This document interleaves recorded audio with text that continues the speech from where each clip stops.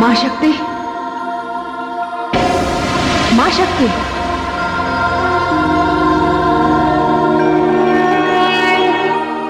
क्या बात है महादेवी, आप इतनी अशांत क्यों हैं? देवी भुवनेश्वरी, जब अशांति ने इतना भयानक रूप ले लिया हो तो कैसे शांत रहूं? ये क्या होने जा रहा है? क्या आपने इस परिणाम की ओर संकेत किया था? क्या ब्रह्म का अंश ब्रह्म रूपी शिव से युद्ध करेगा? हे महादेवी, अब तो इस संभावना को टाला नहीं जा सकता। अब असुर शंखचूड़ को रोका नहीं जा सकता। शंखचूड़ के विचार में जब तक कैलाश, ब्रह्मलोक और विष्णुलोक पर विजय प्राप्त ना कर ली जाए, वो विजय संपूर्ण विजय नहीं कहलाएगी। किंतु हे मां शक्ति, यह तो एक विनाशकारी युद्ध होगा। हां, होगा। जिन देवियों सरस्वती, गंगा और लक्ष्मी ने एक दूसरे को श्राप दिए, उन्हें इस परिणाम की आशंका भी नहीं रही होगी। हे देवी महाकाली, जिस प्रकार वरदान देने वाले को वर देने से पहले भली भांति सोचना चाहिए, उसी प्रकार श्राप देने वाले को भी भली भांति विचार कर लेना चाहिए। देवियों को मानव जैसी भूलें नहीं करनी चाहिए, सोच समझकर निर्णय लेने चाहिए। हे मां शक्ति, इस भयंकर युद्ध को अब रोकेगा कौन? क्योंकि ब्रह्मा जी के वरदान के अनुसार शंखचूड़ तो मर ही नहीं सकता। हां महादेवी, किंतु जिन ब्रह्मा ने शंखचूड़ को वरदान दिया है, उन्हीं ब्रह्मा ने उसके भाग्य में मृत्यु भी लिख दी है। शंखचूड़ ने अपना भाग्य लेख अधूरा ही पड़ा है, शेष तो भविष्य के गर्भ में है। हे मां शक्ति, तब तो इस बार या तो ब्रह्मा जी की लेखनी पराजित होगी या मृत्यु शंखचूड़ से हार जाएगी। हे महादेवी, इतनी व्यग्रता अच्छी नहीं। अब देखिए आगे कैसी स्थिति बनती है। समय के करवट लेने की प्रतीक्षा कीजिए। माताश्री, माताश्री, माताश्री, माताश्री। क्या बात है पुत्री, तुम इतनी घबराई हुई क्यों हो? उन्हें ऐसा करने से रोकिए माताश्री। पुत्री, किसकी बात कर रही हो? किसे रोकना है और क्या करने से रोकना है? अपने पुत्र को रोकिए पिताश्री। वे देवाधिदेव महादेव को युद्ध की चुनौती देने जा रहे हैं। वे कैलाश पर अधिकार करना चाहते हैं। ये तो बड़े गौरव की बात है पुत्री कि मेरा पुत्र शंखचूड़ असुरों में प्रथम ऐसा शूरवीर है जिसने कैलाश पर अधिकार करने की बात सोची। एक पिता के लिए से अधिक गौरवशाली बात और क्या हो सकती है? नहीं नहीं पिताश्री, ऐसा न कहिए। शिव भगवान हैं, देवाधिदेव हैं, महादेव हैं। वे तो हम असुरों के भी पूज्य हैं। इससे क्या अंतर पड़ता है? पुत्र शंखचूड़ त्रिलोक विजय के लिए निकला है। यक्षलोक, गंधर्वलोक और देवलोक को पराजित करता हुआ अब उसका अगला आक्रमण अपने ही वरदान दाता ब्रह्मा पर होगा और उसके पश्चात देवताओं के पक्षपाती विष्णु पर। पुत्री, तू तनिक भी चिंता न कर। अब पुत्र शंखचूड़ अपार शक्तियों का स्वामी है। संसार की कोई भी शक्ति मेरे पुत्र का वध नहीं कर सकती। और तू भी तो उसकी रक्षा के लिए व्रत कर रही है। तेरे जैसी पतिव्रता नारी का सुहाग छीनने की शक्ति संसार में किसी में नहीं है। पुत्री, मैं तो इस महान कार्य के लिए अपने महावीर पुत्र को बधाई का संदेश भेजूंगा। तू निश्चिंत हो जा पुत्री, निश्चिंत हो जा।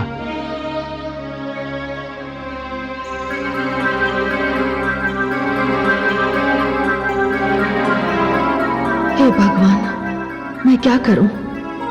किससे कहूं अपनी विपदा? किसके पास जाऊं? एक मार्ग है, शिव।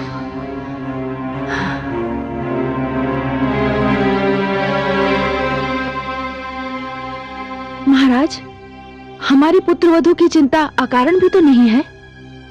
महारानी, जब हमारा पुत्र कैलाश पर विजय प्राप्त कर लेगा तब उसकी चिंता समाप्त हो जाएगी।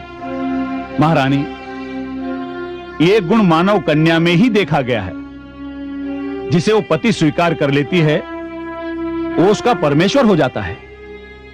पत्नी के लिए जब पति सर्वस्व हो जाता है तो पति की शक्ति दुगनी हो जाती है। मानव जाति की एक कितनी बड़ी विशेषता है कि पतिव्रता पत्नी पति के लिए महान प्रेरणा बन जाती है। मैं देख रहा हूं हमारी पुत्रवधू हमारे पुत्र की रक्षा के लिए कवच बन गई है। हाँ,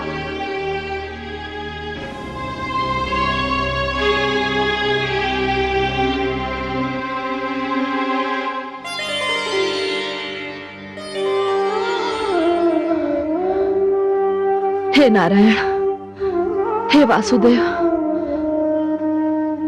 अब तो आप ही मुझे इस संकट से उबार सकते हैं। कोई ऐसा उपाय कीजिए प्रभु, जिससे मेरे पति ये अनर्थ करने से रुक जाएं। उन्होंने विनाश की ओर अपने पग बढ़ा दिए हैं। हे नारायण, हे वासुदेव, मैं जानती हूं कि देवाधिदेव महादेव को चुनौती देने का अपराध तो क्षमा हो ही नहीं सकता।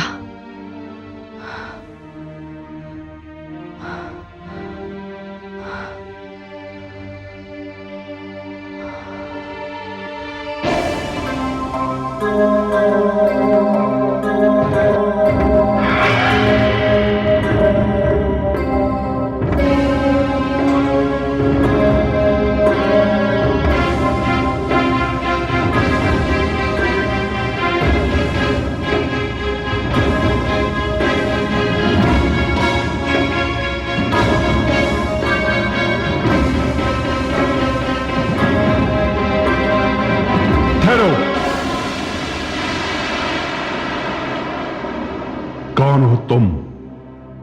मैं तीनों लोगों का स्वामी असुरराज दंभ का पुत्र शंखचूड़ हूं। तुम कौन हो? मैं वीरभद्र हूं, शिव का गण और वीरता का साकार रूप। तुम बताओ क्या कार्य है? अपने स्वामी से जाकर कहो कि यहां से भागकर कहीं और शरण ले ले। अब कैलाश पर मेरा अधिकार होगा। मेरे स्वामी का आदेश है कि कैलाश पर हिंसा ना हो। मुझे उनकी अनुमति नहीं है, अन्यथा तुम्हारे इस दुस्साहस के उत्तर में तुम्हारे सिर पर भी तुम्हारा अधिकार नहीं रहता। वो अभी और इसी समय धूल चाट रहा होता। चला जा यहां से, तू वीरभद्र के क्रोध के सामने टिक नहीं पाएगा। तू मेरी शक्ति से परिचित नहीं है, इसीलिए ऐसी बातें कर रहा है। जा रहा हूं, किंतु ध्यान रहे, आज तक मैंने जहां जहां भी आक्रमण किया है उससे पहले उसकी चेतावनी भी दे दी है। तुझे भी चेतावनी दे रहा हूं। आज अकेला आया हूं, कल अपनी सेना के साथ आऊंगा। यदि कल तक तुम्हारे कैलाशपति कैलाश छोड़कर नहीं चले गए तो उन्हें शंखचूड़ के आक्रमण का उत्तर देना होगा और परिणाम का भी उत्तरदायी होना होगा। बस, कल कैलाश की भूमि तेरी समाधि बनेगी। किसमें कितनी शक्ति है इसकी परीक्षा कल हो जाएगी।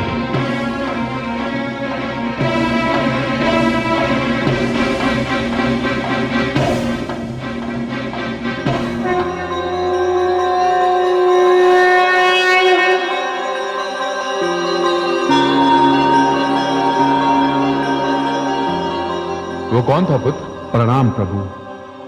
तुम किसे वार्तालाप कर रहे थे? प्रभु, अभी अभी शंखचूड़ आया था। बुद्धि भ्रष्ट हो गई है उसकी। कहता था अपने स्वामी से कहो वो कैलाश छोड़कर भाग जाए।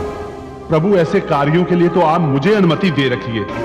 मैं उसका वध कर ही देता, किंतु विवश था। वो धमकी देकर गया है, कहता है कि कल फिर आऊंगा और सेना के साथ आएगा। अच्छा, तो कल शंखचूड़ अपनी सेना के साथ आएगा? हाँ प्रभु, और उसका दुस्साहस देखिए, कहता था कि अपने स्वामी से कहो वो कैलाश छोड़कर भाग जाए। मानव लोक, यक्ष लोक, गंधर्व लोक तथा देवलोक पर विजय प्राप्त करने के पश्चात शंखचूड़ को अपनी शक्ति पर अभिमान हो गया है। वीरभद्र जी प्रभु, हमें शंखचूड़ के इस दुस्साहस का उत्तर देना ही होगा। मैं कैलाश की शांति कदापि भंग नहीं होने दूंगा। यह क्षेत्र ऋषि मुनियों, साधकों और आचार्यों की साधना भूमि है। प्रभु, ये कार्य आप मुझे अकेले ही करने दीजिए। मैं शंखचूड़ और उसकी सेना को अकेले ही देखूंगा। नहीं पुत्र, तुम शंखचूड़ के विषय में कुछ भी नहीं जानते। मैं उसके अभिमान के कारण से भली भांति परिचित हूं। वो धनुष से निकले उस बाण के समान है जो पुनः अपने स्थान पर लौटकर आ नहीं सकता। उसे इस बात का झूठा विश्वास है कि उसकी मृत्यु किसी के हाथों हो नहीं सकती, और यही कारण है कि आज उसने स्वयं महाकाल को चुनौती दी है। अब देखना यह है कि इसमें कौन कौन से नियम टूटते हैं, कौन कौन सी आस्थाएं बनती हैं और कौन कौन सी आस्थाएं बिगड़ती हैं।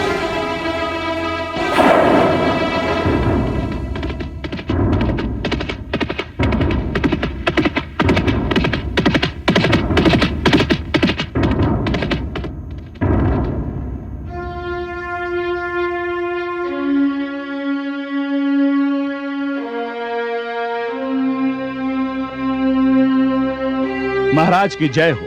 सेनापति, कल प्रातः सूर्य की प्रथम किरण के साथ हम कैलाश की ओर प्रस्थान करेंगे। उधर सूर्य का रथ पूरब दिशा से निकलेगा और इधर कैलाश पर हमारा आक्रमण देवताओं की सत्ता के सूर्य को अस्त कर देगा। किंतु ध्यान रहे, हमारे पिछले शत्रुओं की तुलना में यह शत्रु बहुत अधिक शक्तिशाली है। वैसे देवताओं को तो हमने धूल चटा दी है, किंतु सामना है अब उससे जिसे लोग देवाधिदेव महादेव कहते हैं। लोग ये भी कहते हैं कि जब वो अपना तीसरा नेत्र खोलता है तो प्रलय हो जाती है। स्वयं संहार का देवता माना जाता है। ये भी कहा जाता है कि उसके गण बहुत शक्तिशाली हैं। सेनापति, ये समझ लो कि तुम्हारा सामना साक्षात महाकाल से है, किंतु भय की कोई बात नहीं, घबराने की कोई आवश्यकता नहीं, चिंता का कोई विषय नहीं, क्योंकि मैं तुम्हारे साथ हूं। मैं तुम्हारे आगे रहूंगा।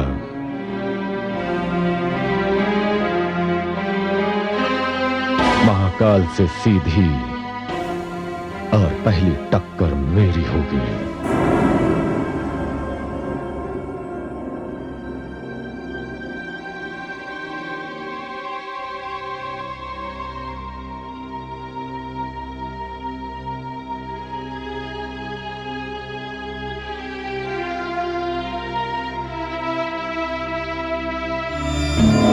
नारायण नारायण।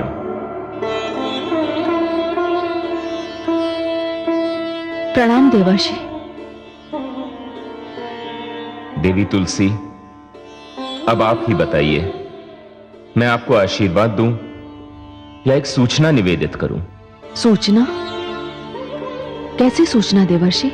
देवी तुलसी, आप तो जानती हैं कि आपके पति असुर सम्राट शंखचूड़ ने पहले तो कैलाशपति भगवान शिव को कैलाश छोड़ने की चेतावनी दी थी, किंतु अब वे अपनी सेना के साथ कल प्रातः सुबह की पहली किरण के साथ ही कैलाश पर आक्रमण करने जा रहे हैं। देवर्षि, वे शंकर से युद्ध करेंगे? देवाधिदेव महादेव से युद्ध करेंगे? महाकाल से युद्ध करेंगे, जिसे आज तक कोई जीत नहीं पाया? उसे पराजित करने का विचार उनके मन में कैसे आया?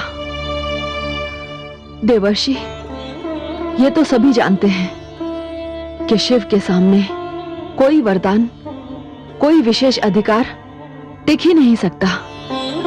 शिव एक ओर और संसार की सारी शक्तियां दूसरी ओर। देवर्षि, ये क्या हो गया है मेरे प्राणनाथ को? मुझे तो भय लग रहा है कि मेरे स्वामी का ये अभियान किसी अनर्थ का रूप न ले ले।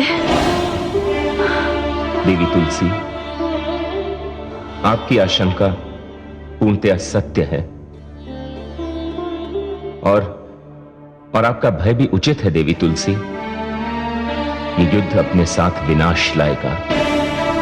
और क्षमा करें देवी, इस युद्ध में आपके सुहाग पर भी आंच आ सकती है। नहीं, नहीं देवर्षि,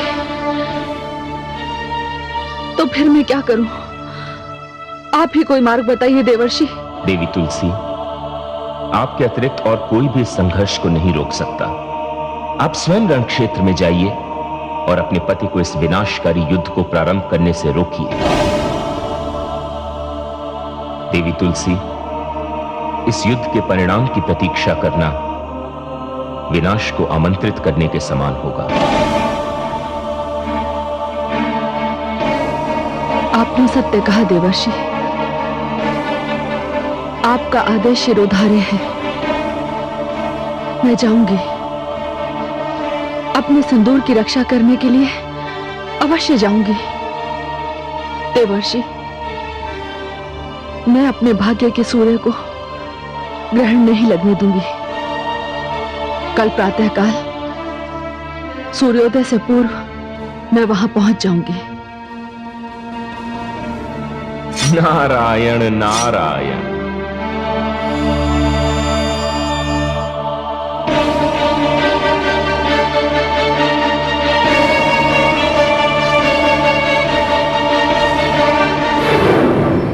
प्रिय वीरभद्र, ये युद्ध आवश्यक है। प्रभु, सूर्य उदय होते ही वो दुष्शंखचूड़ कैलाश पर आक्रमण कर देगा।